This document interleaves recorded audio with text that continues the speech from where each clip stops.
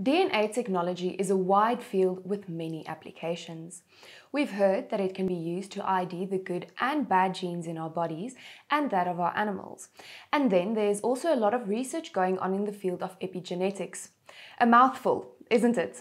Stay tuned for an insightful discussion on DNA technology with Dr. Ben Greyling from the ARC and how it can be applied to improve various aspects in the agricultural sector.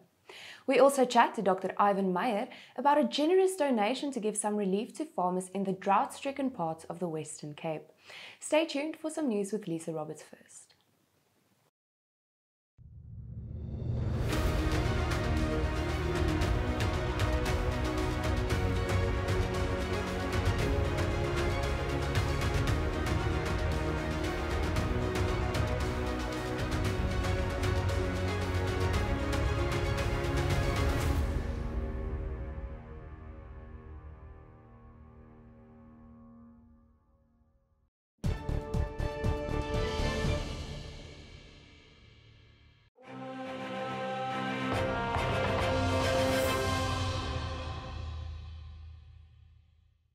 In vandag se nuus, boere in die sentrale Karoo tuinroete en die Weskus het in April 12,2 miljoen rand se droogtehulp vanaf die Wes-Kaap se Landbou departement ontvang.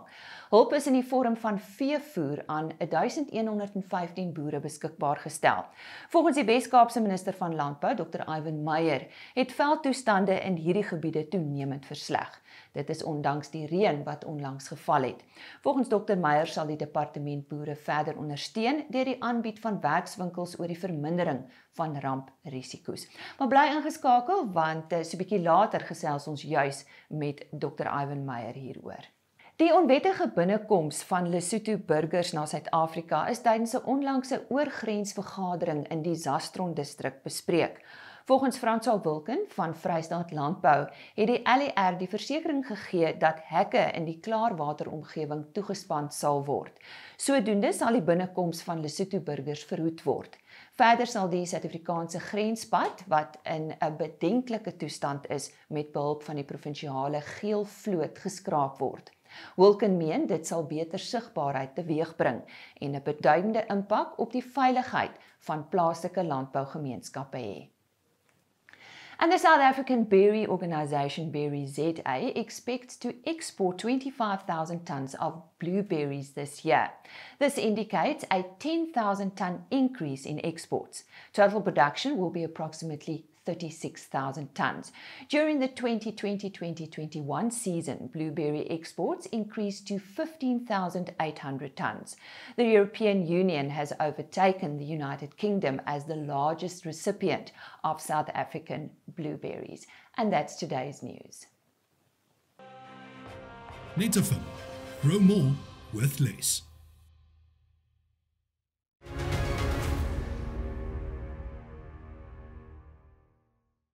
Welcome to our third discussion on DNA technology with Dr. Ben Greyling from the ARC. If you've missed our previous episodes, please go and have a look on the YouTube Plaas TV or Farm TV channel. Just search for DNA and you'll get to our previous discussions. Ben, welcome once again. Thank you so much. Great having me again. Yes. Yeah, always a privilege to be here. Very informative last time. Now, We've had an introduction that focused on the value of DNA technology in the era that we live in. And we also know that DNA technology is a wide field with many applications. So please tell us about a few of these applications on ground level. Yeah. I think the important thing, I may have mentioned it in the previous interview, is in most cases you can't see genetics. I can't see your genetics and you can't see mine, and we can't in most cases not see the genetics of our animals. That's why we do genetic tests. That's why we do, and I will just name a few because there's many applications. I think first and foremost, individual identification.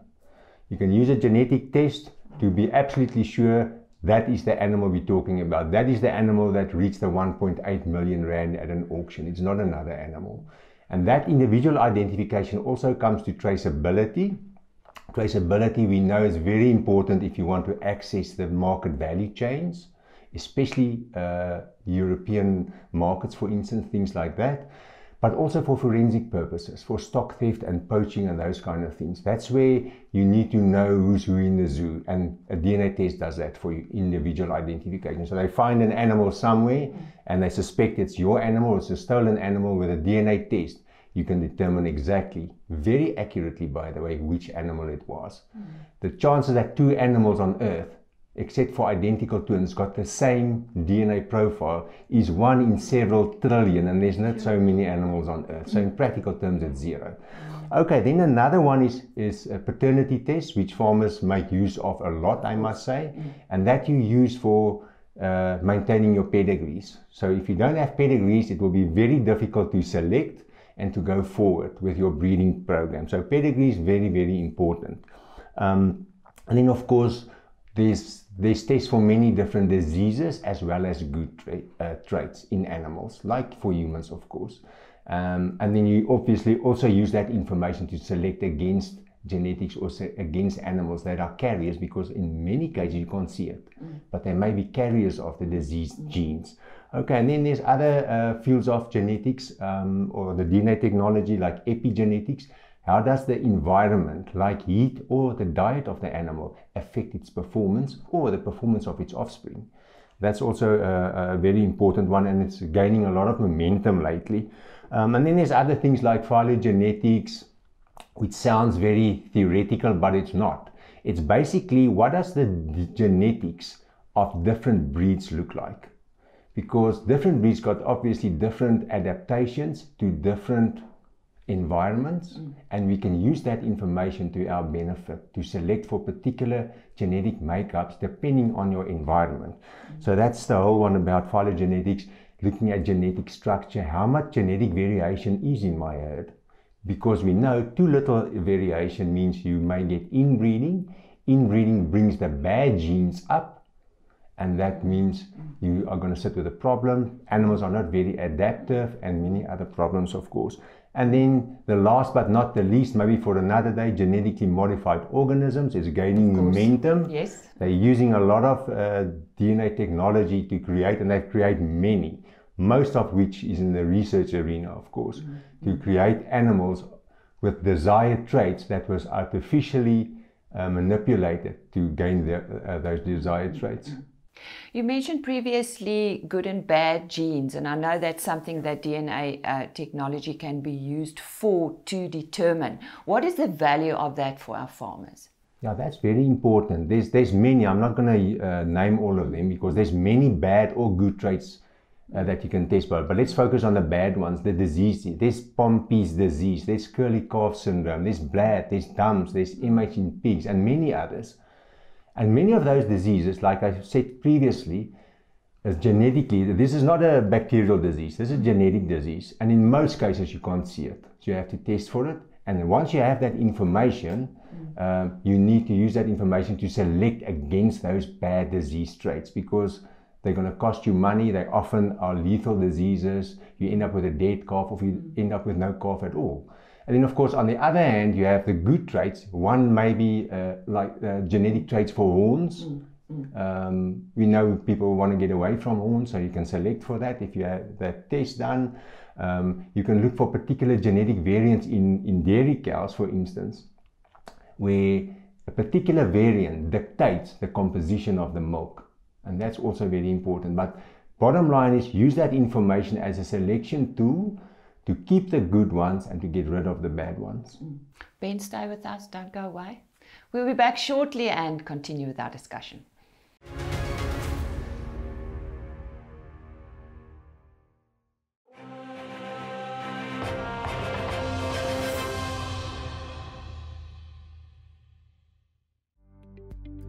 Good morning, viewers. The past week was quite red for grain and oilseed prices on the futures market. White maize price for delivery in May decreased of 7.2%, while the yellow maize price decreased of 6.3%. Wheat price also decreased of 0.6%. Losses in terms of oilseeds were a bit less, with sunflowers only decreasing of 0.1% and soybeans of 0.4%. Brent crude oil price the past week was a little bit lower at 1.5% lower than the previous week, while the rand strengthened against the dollar of 1%, weakened against the pound of 0.3%, and strengthens against the euro of 0.6%.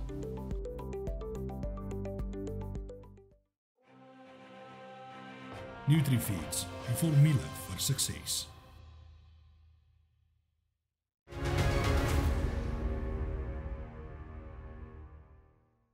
We are talking to Dr. Ben Greyling from the ARC about DNA technology specifically and the value of that for our beef producers. You mentioned DNA technology, I think it was in the previous program, is used more and more in the field of genomics. Can we elaborate on that? Yeah, it's used a lot more, especially now it's gaining a lot of momentum in South Africa because in the rest of the world, it's being applied for quite a few years already.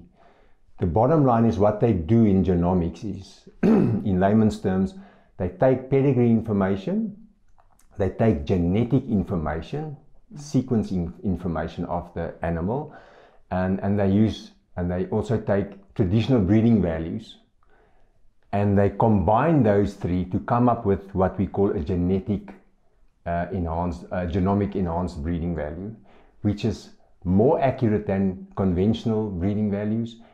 It enables you to select earlier. It enables you to select for particular or difficult to measure traits. It enables you also to address traits that you only find, or what you think you only find in one sex, like the cow. The bull also makes a contribution to milk production, and a couple of other things. So, and it also, through its application, enables you, of course, because you can select earlier, you shorten the generation time to make informed decisions. So genomics very much on the foreground at the moment, used by many farmers overseas, used more and more in South Africa already.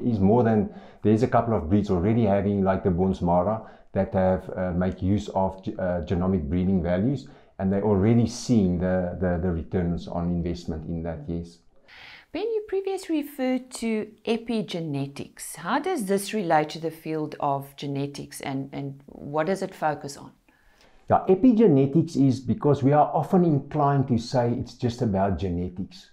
You are what you are not because just of your genes. It's the environment, those lights around us, right? What you eat, the sun's X-rays, vitamins, chemicals, temperature. Those are the environmental factors that have an input on how your genes work. And epigenetics is all about that. And if I can make an example, so it's a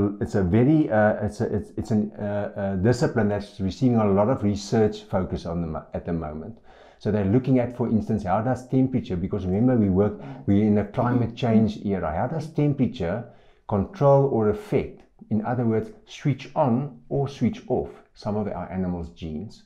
And they've done a lot of studies on that, like in dairy cows, for instance, depending on what the temperature is in sheep or what the feed, the diet composition is in dairy cows, how the offspring will perform. And so it doesn't change your DNA sequence. It does suppress or activate how your DNA is expressed or how it works. And I suppose the same with humans. Same with humans. Absolutely. Lots of great studies on that, yeah. What is your view on the application of DNA technology in the future, and how do you have a message for the farmers in this region? Yeah. I'm very passionate about DNA technology, having been involved with it for like more than 30 years. Many farmers in South Africa already very involved in making use of DNA technology. I would encourage them to make even more use of it, to get more involved in things like genomics, like epigenetics, and really use that information, because that information empowers farmers. It helps them to select more accurately, more precisely, and to be, at the end of the day, more profitable and more sustainable. And that's what it's all about. Yes. Wow. Thank you very much for joining us, Ben. My pleasure. Dr. Ben Greyling from the ARC, and his topic was all about DNA technology. And as I mentioned at the beginning, this is the third part in a series. So go and have a look for the other episodes and watch it before this one.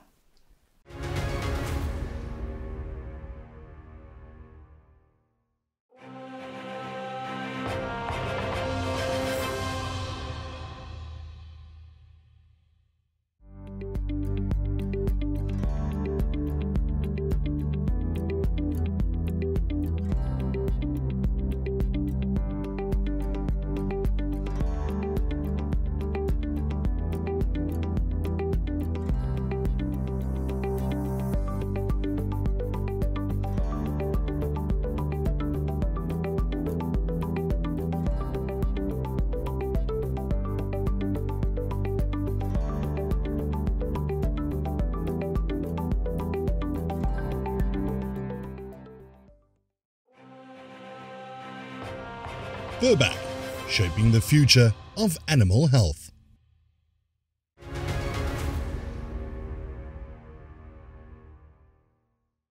1115 boere het in die droogte-geteisterde gebiede in die Wes-Kaap in April vanjaar droogtehulp ter waarde van R12,2 miljoen ontvang van die Departement Landbou in die Wes-Kaap. Dr. Ivan Meyer, die minister van Landbou in die Wes-Kaap, gesels nou met ons hieroor. Julle het in Maart 'n opname gedoen oor die stand van sake wat droogte betref in julle provinsie. Gesels bietjie met ons daaroor. Goeiedag Lisa en goeiedag aan al ons luisteraars. Ons weet dat die Wes-Kaap is nog in sekere dele van die Wes-Kaap vasgevang in die ergste droogte.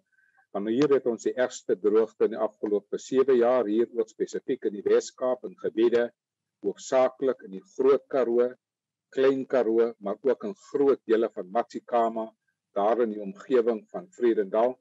En daarom, ondanks die goeie reën wat ons in groot streke gekry het, is daardie dele nog grootliks vasgevang in 'n droogte. Ek het 'n omvattende droogtetoer hier deur die Wes-Kaap onderneem en 'n mens se hart skeer as 'n mens sien die omvang, die wyte, die impak van die droogte in uitgestrekte gebiede. Dit is 'n enorme negatiewe impak hier in die landbousektor. Ek was ook by 'n boer op sy plaas wat 7 jaar laas reën gehad het.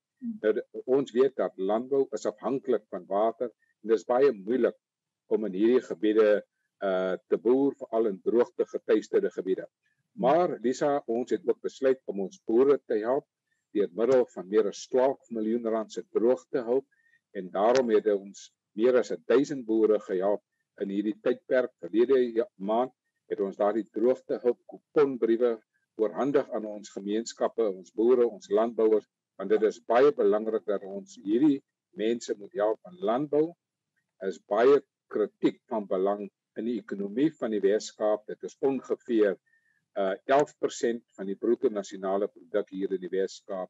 En daarom het die Wes-Kaapse regering, ons departement van landbou in die Wes-Kaap, besluit om droogtehulp aan ons boere te gee. Want die droogte is nog nie gebreek nie. Ons het hierdie afgelope maand ook goeie reën gehad, hierdie naweek sekere gebiede, maar om werklik goeie reën te kry vir landbou het ons 3 jaar goeie reënseisoene nodig en ons het dit nie hier in die Wes-Kaap nie. En daarom is ek baie dankbaar dat ons boere, ons landbouers hier in die Wes-Kaap kon help. Julle het seker gegee wat julle kan. So watse raad of verdere hulp kan julle verleen aan boere in droogte? Ja, Lisa, ons doen jaarliks ook die veldassessering waar ons kyk na die veldtoestande, veral vir ons weiding, vir ons diere. En dit is ook baie belangrik dat ons ook die nodige advies aan ons boere gee ten opsigte van die draagkrag van die velde. Dit is baie belangrik dat wanneer ons die droogtehulp toeken, dat die boere bly by die draagkrag van die diere op die velde. So dis die eerste belangrike prioriteit. Die tweede belangrike prioriteit is ook ons advies ten opsigte van ons het 'n droogteportaal op die Elsenburg webwerf. Dit is ook belangrik dat boere kyk na ons droogteportaal as nuttige inligting. Is ook bewus van die kookstyg-program wat ons het. Ons het ook nuttige hulp en materiaal en advies aan ons boere ten opsigte van hoe bestuur jy landbou in droogte-geteisterde gebiede. Die derde belangrike ding is ons weet dat Suid-Afrika is die 30ste droogste land in die wêreld. En daarom moet 'n mens jou boerdery aktiwiteite aanpas vir hierdie omstandighede.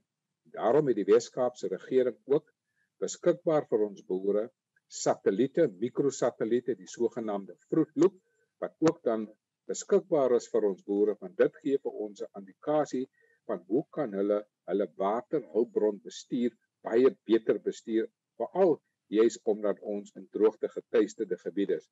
Waar nodig, kyk ons ook na die drou van boorgate. Ons weet dat baie van die boorgate het ook opgedroog, ons gee advies in hierdie verband. Dit is baie belangrik dat ons ook kyk na alternatiewe gewasse, en daar is ook baie ander gewasse in boerderypraktyke wat baie minder water gebruik byvoorbeeld. So mense moet ook kyk na verskillende gewasse aanplant, verskillende aktiwiteite onderneem. Nou ek weet, in die landbou is dit nie altyd so maklik, so eenvoudig nie, Daarom is dit belangrik om langtermyn landboubeplanning te doen, aangesien ons in 'n langdurige droogte is. My departement is ook nog besig om 'n studie te doen oor die implikasies van landbou in terme van woestynagtige gebiede. Wat moet ons doen ten opsigte van daardie gebiede? So ja, ten opsigte van die toekoms, die 4de industriële revolusie, is dit baie belangrik dat ons boerderyaktiwiteite moet aanpas by volhoubare boerderypraktyke, en dit is baie nodig dat boere ook eerstens hulp kry van boere in hulle omliggende omgewings wat ook deur hierdie krisisse kom. Die beste advies kom gewoonlik van boere in die nabye omgewing wat deur seisoene van hierdie droogtes en wat harde praktyklesse ervaar het en wat dit ook met hulle bure kan deel. En so sê die minister van Landbou in die Wes-Kaap, Dr. Ivan Meyer.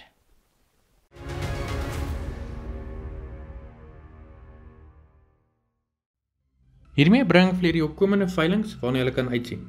En op die 20ste Mei hou die Qualitrio Bonsmaras hulle 21ste produksieveiling op die plaas Vlakvlei in Viljoenskroon. Die aanbod op die veiling sluit in 35 SP bulle en 200 vroulike diere. En die veiling word aangebied deur Vleisentraal. Dan op die 25ste Mei hou die Poggenpoel Molopoe Bonsmaras hulle 16de produksieveiling by die Stella veilingskompleks in Noordwes. En die veiling word aangebied deur Noord-Kaap Lewende Hawe. En dit is al van my kant vir die week. Tot volgende week. Totsiens.